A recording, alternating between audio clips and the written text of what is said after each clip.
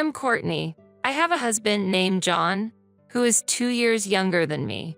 His carelessness often troubles me. Our relationship began when I was 27 years old and met John at a matchmaking party. At that time, we were both seeking a life partner. My previous boyfriends had been indifferent to marriage or were financially struggling, but John was different. While we were dating, he would carry my bags and often treat me to meals, always being kind. However, I later realized that he had been doing the same things for his sister, Wendy, so his actions with women had become habitual. After we got married, John's attitude remained the same, but his priorities changed. It became more apparent than when we were dating. I had thought he was especially kind only to me. John's family includes his mother and his sister.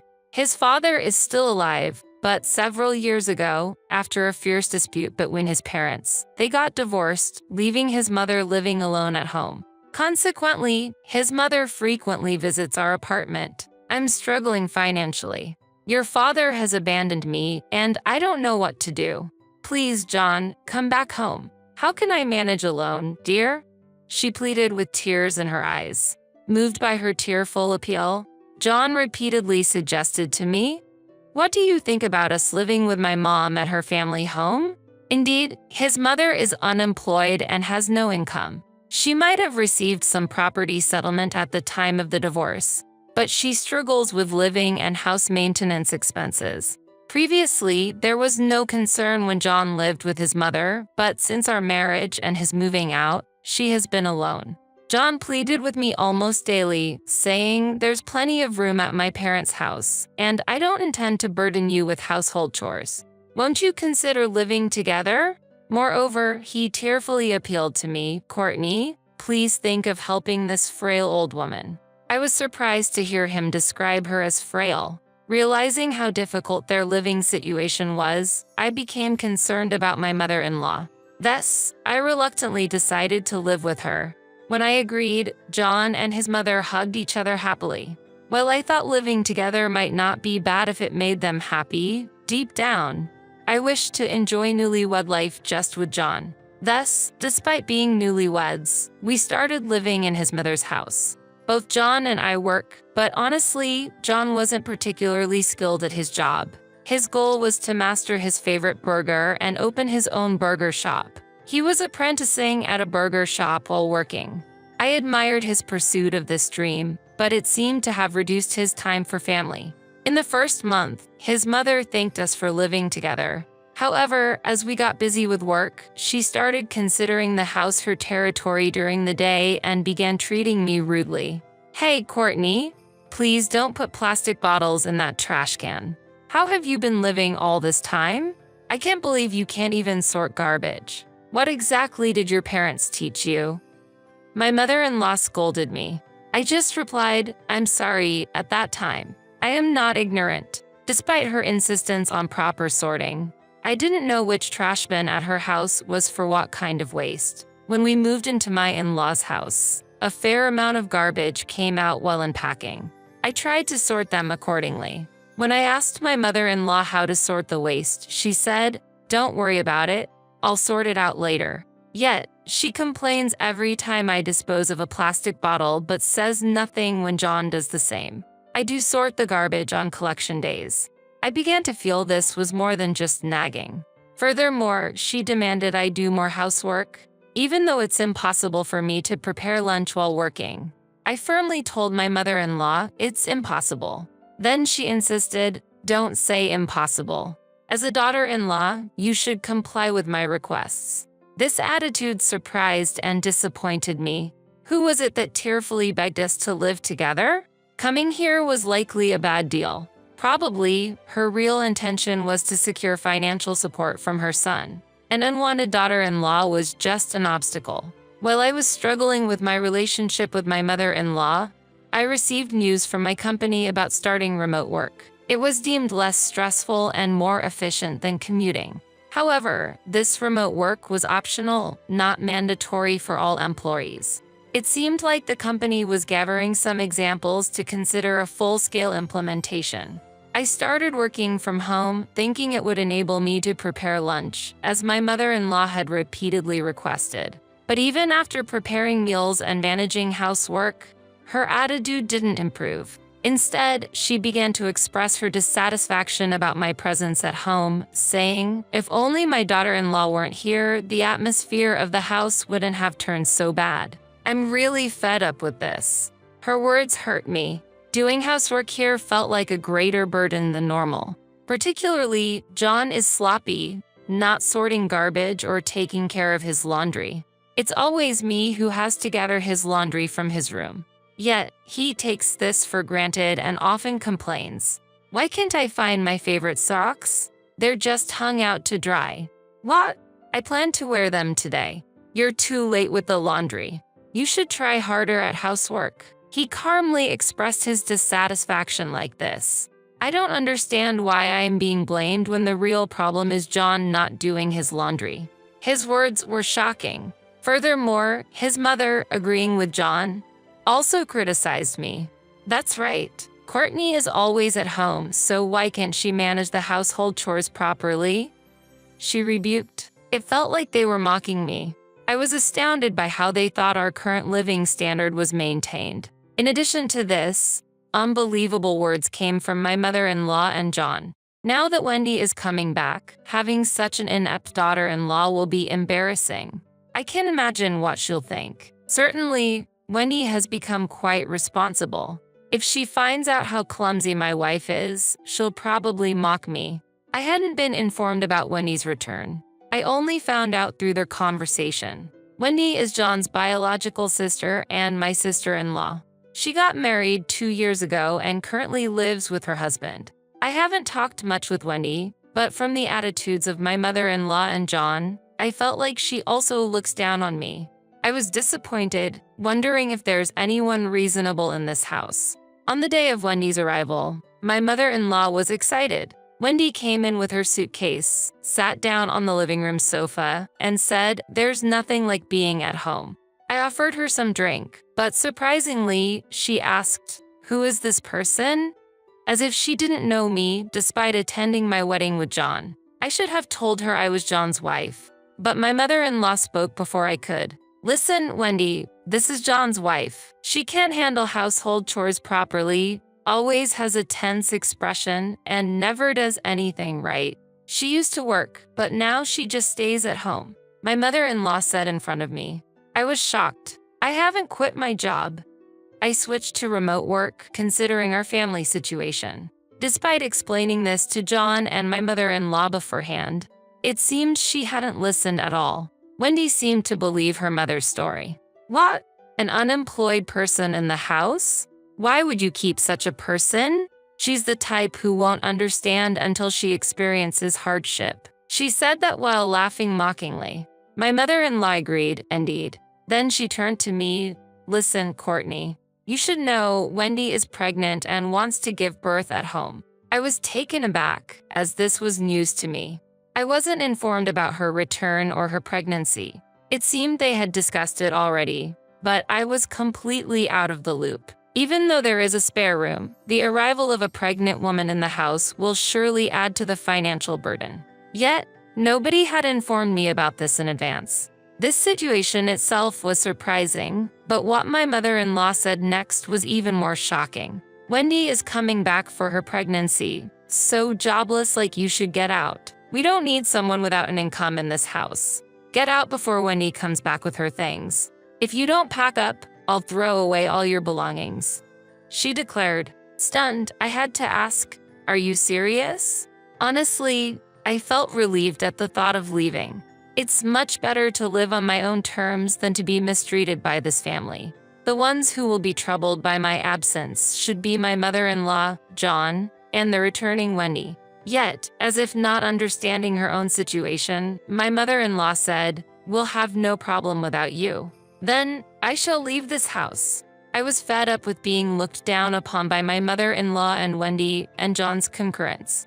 John, who was always ladies first in front of his sister and mother, showed indifference to me, always prioritizing them. Maybe during our dates, he was attentive to me just because he used to prioritize his sister and mother back home.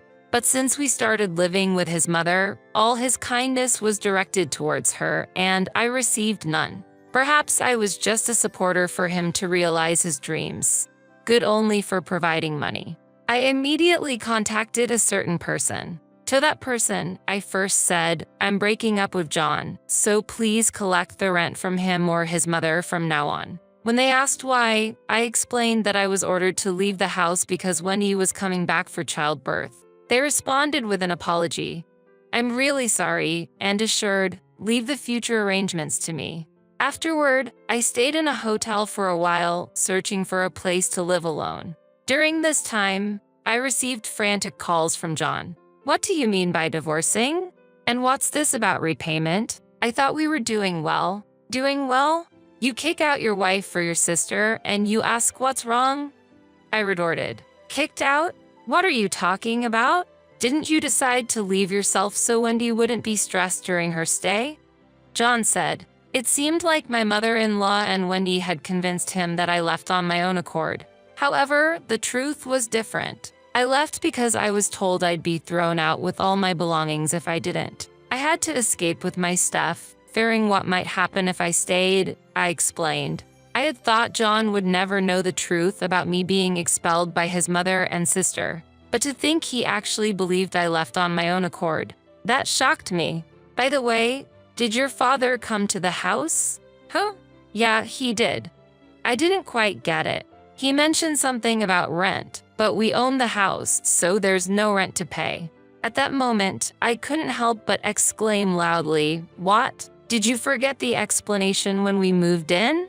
When your parents got divorced, the house was in your father's name. But your mother refused to leave. In the end, it was rented out for $2,000 a month." "Really?" He was surprised. "Yes. Your mother was supposed to pay the rent monthly as part of the property division. But when she couldn't pay, we were asked to live together and pay the rent. But I've never paid any rent." He said. That made sense. John's income was low because he spent a lot of time training at the burger shop. Thus, I had been covering the $2,000 rent. I used to give it directly to his mother, who then made the payment from her bank account. I had informed them about this at the beginning of our cohabitation. I was appalled that his mother had forgotten that I was paying the rent. It's clear I've been paying $2,000 every month. But now that we're separating, I won't pay for that house anymore. "What?" John sounded shocked. "That's why I informed your father. Since I won't be paying anymore, your mother should get the money from you. He came to talk about this today." Hearing this, John was flustered, but I couldn't understand why he was so perturbed. John, who was so absorbed in his training and considerate towards his mother, leaving me without kindness, now acted like a victim. I realized once again what a terrible family they were. "Anyway, your father should have received the divorce papers I filled out. Make sure you pay up." "Wait, what is this promissory note about?" John asked. I sighed. Why does he so easily forget important things? "That promissory note is something you suggested, remember? You said, 'I'll work hard to pursue my dream. So, I'll leave the household finances to you. I'll calculate and repay all the excess payments later.' That's why I made the promissory note." "Oh, did I say that?" John said that in a small, uncertain voice. Has he finally remembered? He seemed to have forgotten what he once promised. "I'm moving forward with the divorce. I can't afford to wait for your dream to come true. If we hadn't lived together, you wouldn't have gone so overboard. Paying $2,000 in rent plus the living expenses for 3 people every month was an unnecessary expense. The rent and living expenses of our previous apartment weren't that high, but living in John's family home had driven up costs. Therefore, the amount John owed me kept increasing. "Please, don't divorce me. I have no one but you," he pleaded. "What? I don't need a husband like you. Someone who doesn't pay, neglects housework, doesn't cherish his wife, and disregards family. I don't need such a husband. If you don't want to submit the divorce papers, shall we discuss it through a lawyer?" I said and hung up the phone. Later, John apparently lashed out at his mother and Winnie for the first time. "Why did you do something to drive Courtney out? Because of you? I can't pursue my dream and am now buried in debt," he yelled. His mother and Wendy were scolded by John for the first time, with Wendy in tears and his mother in shock. Despite this situation, John's father firmly declared, "If you can't make the financial payments, leave this house by the end of the month." He threatened to call the police if they were still there next month, leaving them scrambling to pack. Wendy's husband came to pick her up, learning everything from his father-in-law and reprimanding her for her shameful behavior. Meanwhile, John and his mother were forced to live in a shabby apartment. Their current living situation is drastically different from before, and both are struggling. John has quit his apprenticeship at the burger shop to work hard and earn money, taking on 2 part-time jobs to make the payments to me. His mother, told by John to earn the living expenses, is working multiple part-time jobs to cover the rent and living expenses for the 2 of them. It seems they are having a hard time now after living an easy life before. I feel they finally get their just desserts. The thought of being free from their exploitation makes me feel like my life is brightening up. Determined to reclaim the time I lost, I've decided to pursue my happiness from now on. How much do you want? We're willing to pay, so let's settle this. The reason I panicked was because the moment I entered the hospital room, she said words I'd never expected. "Wait, what? Mia, are you serious about what you just said?" "Yes, I am." "Explain yourself." They treated us so terribly, it almost led to a major tragedy. It was clear they were mocking us. After doing something so terrible, they want to settle with money? I can't accept a settlement. Mia, take responsibility properly. That's unbelievable. You're as stubborn as ever. You don't know what might happen if you make us angry. Don't push it. Suppressing my anger, I continued to argue with this brazen and shameless couple. "I think we've heard enough." My husband intervened in the argument. I had never seen such a frightening expression on my husband's face before. "Mia, you've always believed that money can solve everything since high school. You haven't changed. Everyone wants money, right? Am I wrong?" "That's right. As long as you have money, you can solve anything. Even this woman will shut up if you give her money." Facing the couple, my husband said, "If that's the case, let's see if we can really settle this with money." Mia and her husband were overwhelmed by my husband's suggestion, but in the end, they left the hospital room with some provoking words. As Mia said, maybe everyone does want money.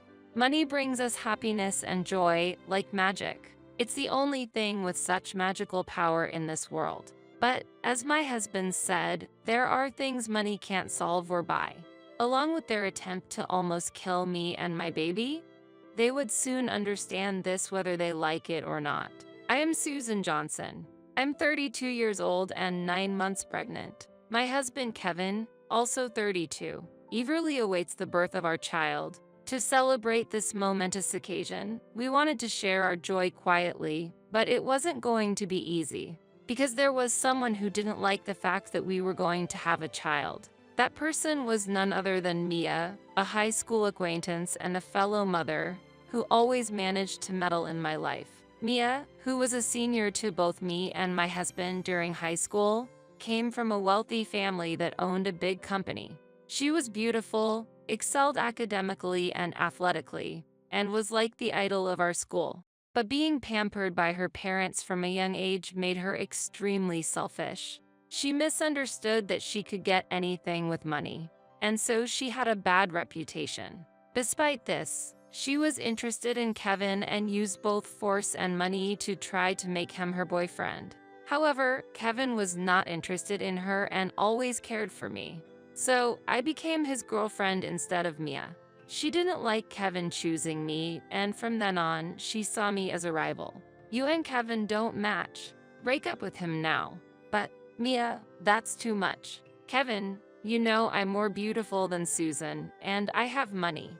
Please stop, Mia. Don't say things like that." We were tormented by Mia's harsh words and money throughout high school.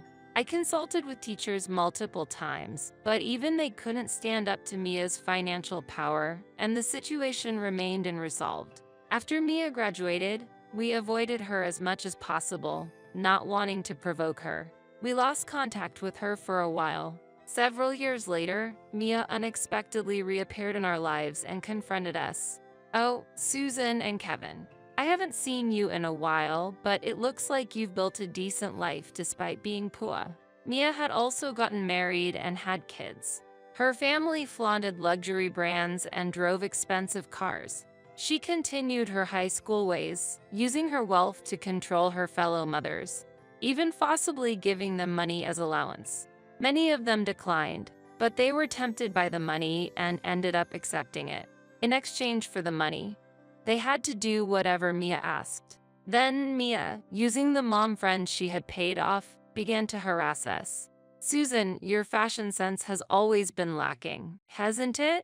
Has Kevin never really bought you any decent clothes since the old days? Can you stop parading on the main street like you own it? You should walk down the side streets. This isn't a place for people like you. Here, take some money and have lunch at some family restaurant or diner." Mia would criticize our appearance and actions like this, flaunt her money, and continue to harass us just like in high school. The more you react to people like that, the more they want to annoy you. So, just ignore her and she'll probably stop someday. I initially wanted to argue with my husband's advice, but soon accepted his words. Indeed, as my husband said, it was evident that people like Mia escalated their harassment when they got a reaction. Together with my husband, we dealt with Mia's provocations with minimal interaction and ensured that her words didn't affect us. One day, I found out I was pregnant the moment I shared the news with my husband. He was overjoyed, ready to take on his role as a father with pride and do his best for our child. Inspired by my husband's determination, I also mustered the courage to live proudly as a mother and as a person. I hoped for peaceful days without Mia's harassment. But reality was not so kind. One day, 9 months into my pregnancy, I encountered Mia while returning from shopping with my visibly swollen belly. "Oh, Susan, you've gotten so fat since the last time I saw you. What have you been eating to look so embarrassing?" "Huh? This isn't because I've gained weight. I'm pregnant. It's natural. If you have no business with me, could you please be quiet?" Apparently angered by my response, Mia stood in my way. "You might have a bigger belly now, but it seems your attitude has grown too. How dare someone poor and plain like you get pregnant? You're really pushing my buttons. I don't care what you think, Mia. I just want to have my child in peace." I tried to defuse the situation, but it only angered Mia further. "Excuse me, Susan? Is that how you speak to me?"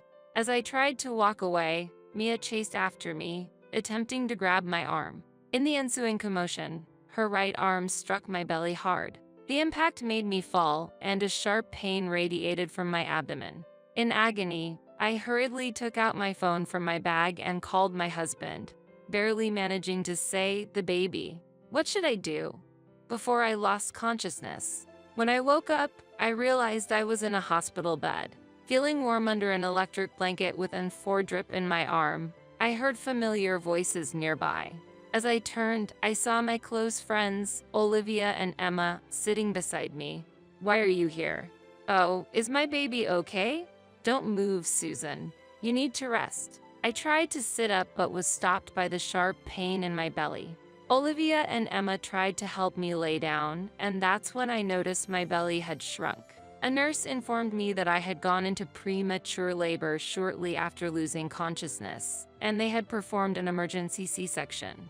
The baby was in an incubator due to being premature but was thankfully healthy. My husband, sensing the urgency of my call, had rushed over. He'd been informed of what had transpired by Olivia, Emma, and the attending doctor and was livid. At that time, following Olivia and Emma's advice to get plenty of rest, I decided to focus on my recovery so I could see the baby as soon as possible. However, the next day, an unexpected pair visited my hospital room. Mia and her husband, Matt. "Mia, how audacious of you. Just to be sure, why are you here?" Olivia and Emma stared sternly at the couple. However, the two of them approached my bed as if they didn't even see them.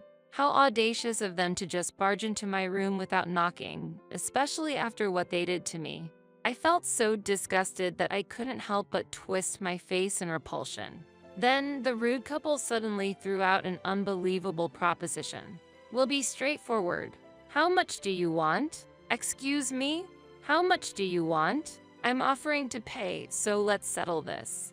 The moment they stepped into the room and uttered those unexpected words, I panicked. "Wait, what?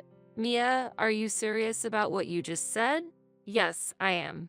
"Explain yourself." They had been so close to causing a major tragedy, and their terrible treatment of us was evident. To suggest settling all of this with money after all they did was unthinkable.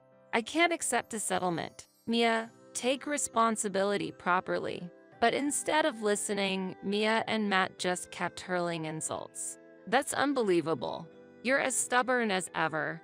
You don't know what might happen if you make us angry. Don't push it. It's not about being stubborn. You should stop making ridiculous claims and looking down on us." "Yeah, Mia. Have you forgotten what you did to Susan? One misstep and it could have been a much bigger problem. Susan's baby was really in her belly, and you put them in danger without thinking. And now you're offering money as if that makes everything okay? Shouldn't you be grateful? Just take the settlement before you make us even angrier. Know your place. It's like you weren't taught anything by your parents." Olivia and Emma, in agreement with me, rebuked Mia and Matt, who just grew more infuriated and let loose on not just me, but also on them. As everyone forgot they were in a hospital and argued, the door of the room slowly opened with a creak. "I understand what you're trying to say, but there's no way we're going to resolve this with money."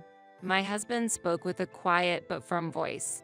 Olivia and Emma looked at him in surprise. Mia and Matt hadn't expected him, and his unprecedented fury made them shrink back. Seeing this side of my husband was new to me, Olivia, and Emma. We were rendered speechless by his anger. My husband went up to Mia and Matt and said with a powerful tone, "Mia, you've always believed that money can solve everything since high school. You haven't changed. Everyone wants money, right? Am I wrong?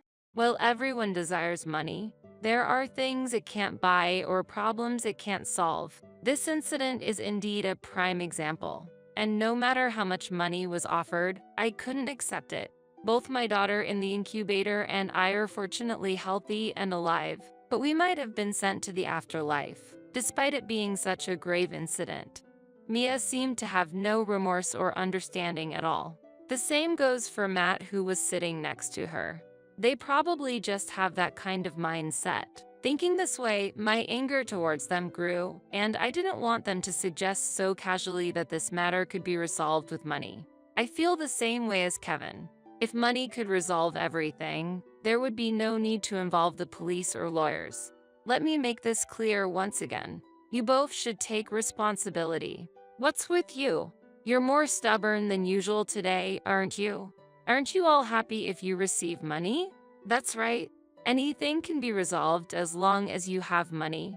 You should keep quiet if you're given some.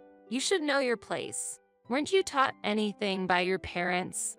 At this point, seeing Mia and Matt rudely cursing and acting as if money was the solution to all problems, I didn't even have the energy to get angry anymore. But then, my husband, pointing at Mia and Matt, said strongly, "If you believe money can settle this, why don't we put that to a test?" "Huh? What do you mean?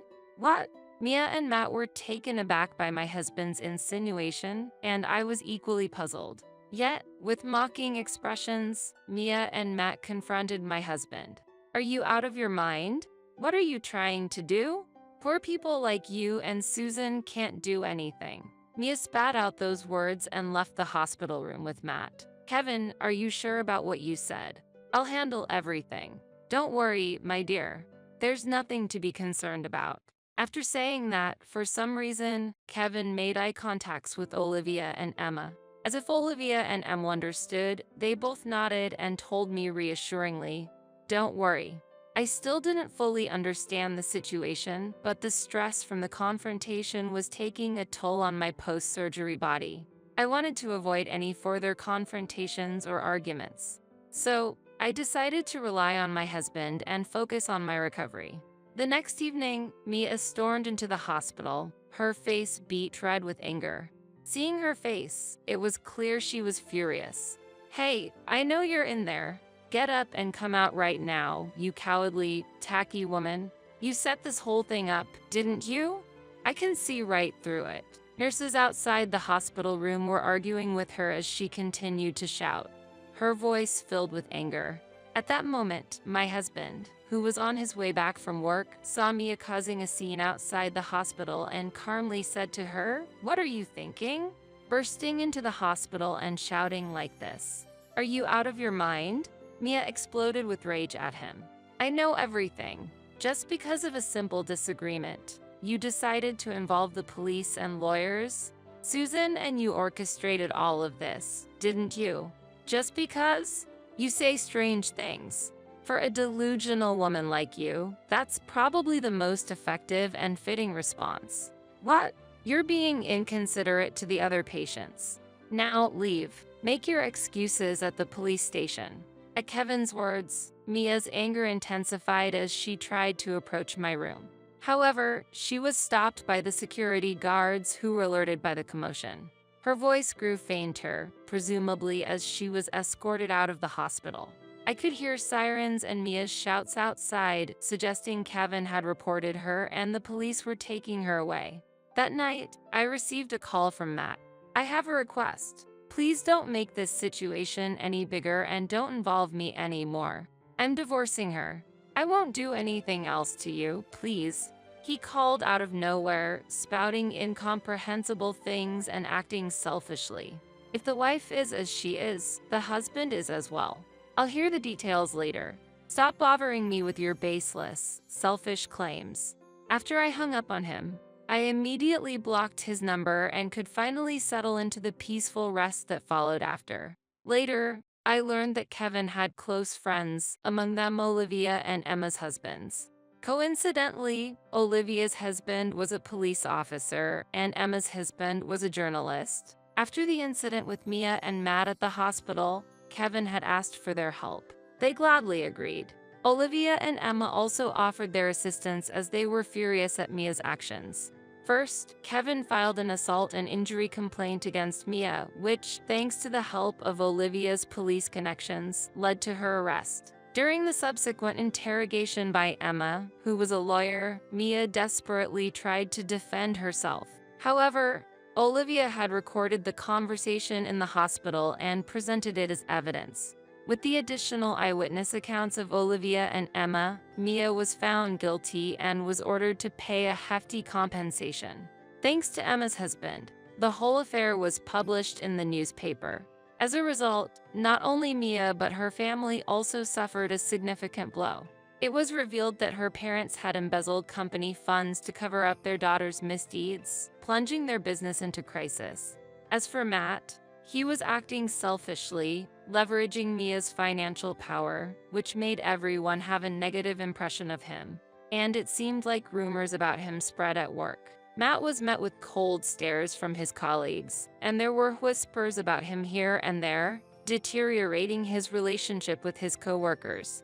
The situation worsened further as the rumor reached the HR department. The upper management of the company began to distrust Matt, and as a result, the HR department decided to transfer Matt to another branch. Naturally, Matt and Mia got divorced. Mia was disowned by her parents, and even her children were taken away from her.